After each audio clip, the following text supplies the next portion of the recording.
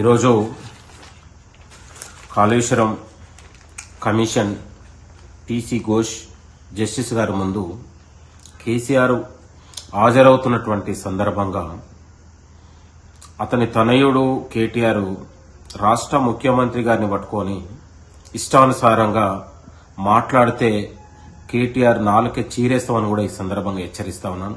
ఒక రాష్ట్ర ముఖ్యమంత్రిని పట్టుకొని ఇష్టానుసారంగా గౌరవ మర్యాద లేకుండా చిల్లరగా వ్యవహరించినటువంటి కేటీఆర్ తక్షణం క్షమాపణ చెప్పాలని కూడా మేము కోరుతా ఉన్నాం.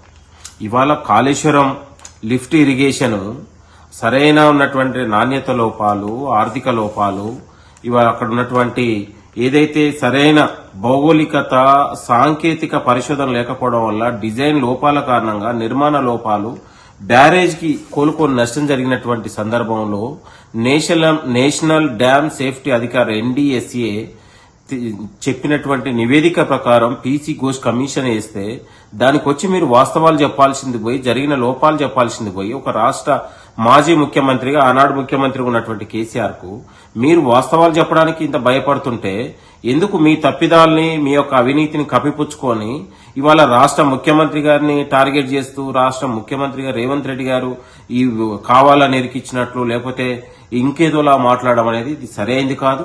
ఇది ఎక్కడా కూడా ప్రభుత్వం రాజకీయ కక్ష కోణంలో లేదు.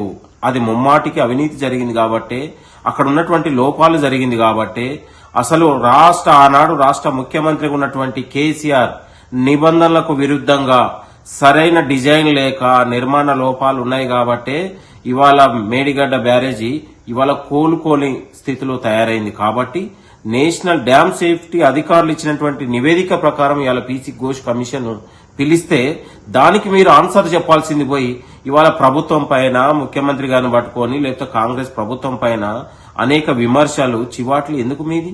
మీకు నిజంగా చిత్తశుద్ధి ఉంటే కమిషన్ ముందు వాస్తవాలు చెప్పండి. మీరు ఏ తప్పు చేయకపోతే కమిషన్ దగ్గర మీరు ఏం జరిగిందో వాస్తవాలు చెప్పకుండా ప్రభుత్వం పైన, ముఖ్యమంత్రి గారిని పట్టుకొని ఇదే మాటలు. కేటీఆర్ గారు మీ స్థాయికి ఇది తగదు. మీరు స్థాయికి మించి ఎక్కువ మాట్లాడుతూ ఉన్నారు. ఇది సరైంది కాదు. కాంగ్రెస్ కార్యకర్తలు సహనాన్ని మీరు పరీక్షిస్తా ఉన్నారు. కాంగ్రెస్ కార్యకర్తలు ఒక్కసారి రోడ్ల మీదకి వస్తే మీరున్నది పిడికెడంతా, కానీ కాంగ్రెస్ కార్యకర్త లక్షలాదికి వస్తే బీఆర్ఎస్ నాయకులు తట్టుకోలేరనే విషయాన్ని కూడా చెప్తా ఉన్నాం. ఇవాళ కేటీఆర్ వ్యవహరించినటువంటి అహంకారపూరితమైన వాక్యాల్ని వెనక్కి తీసుకోవాలి. రాష్ట్ర ముఖ్యమంత్రి లాంటి రేవంత్ రెడ్డి లాంటి వాళ్ళు పట్టుకొని చిల్లరగాడు, మల్లరగాడు అని మాట్లాడితే నాలిక చీరేస్తాం ఖబర్దారని కేటీఆర్ కి నేను హెచ్చరిస్తా ఉన్నాను. తక్షణం క్షమాపణ చెప్పకపోతే బిడ్డ బీఆర్ఎస్ కార్యకర్తల్ని కాంగ్రెస్ నాయకులు తరిమి కొడతారనే విషయాన్ని కూడా నేను సవాల్ చేస్తూ, మీకు నిజంగా చిత్తశుద్ధి ఉంటే పీసీ ఘోష్ కమిషన్ ముందు జరిగిన వివరాలు, జరిగిన లోపాలు పూర్తిగా మీరు చెప్పుకొని రావాలని గాని మీరు అది చెప్పకుండా ప్రభుత్వం పైన ఏదో లేకపోతే కాంగ్రెస్ పార్టీ పైన రాజకీయ కక్షల్లాగా మీరు మాట్లాడితే ఇది సరైంది కాదని కూడా నేను హెచ్చరిస్తా ఉన్నాను. దయచేసి మీరు సహనంతో ఈ అహంకారపూరితమైన వాక్యాలు మానుకొని ఒక మనిషిగా బతకాలని నేను కేటీఆర్ కు హితవు పలుకుతా ఉన్నాను. మీపై వచ్చినటువంటి ఆరోపణలను మీరు సరైన జవాబు చెప్పలేకుండా ఇవాళ మీరు ఈ వ్యాఖ్యలు చేయడం అనేది ఇది సరైంది కాదు. కాంగ్రెస్ కార్యకర్తలు సహనాన్ని పరీక్షించొద్దని కూడా నేను కేసీఆర్ కు, బీఆర్ఎస్ నాయకులందరికీ కూడా కేటీఆర్ కు హెచ్చరిస్తా ఉన్నాను, సవాల్ చేస్తా ఉన్నాను. థ్యాంక్ యూ, నమస్తే. నేను మీ చెన్నగాని దయాకర్.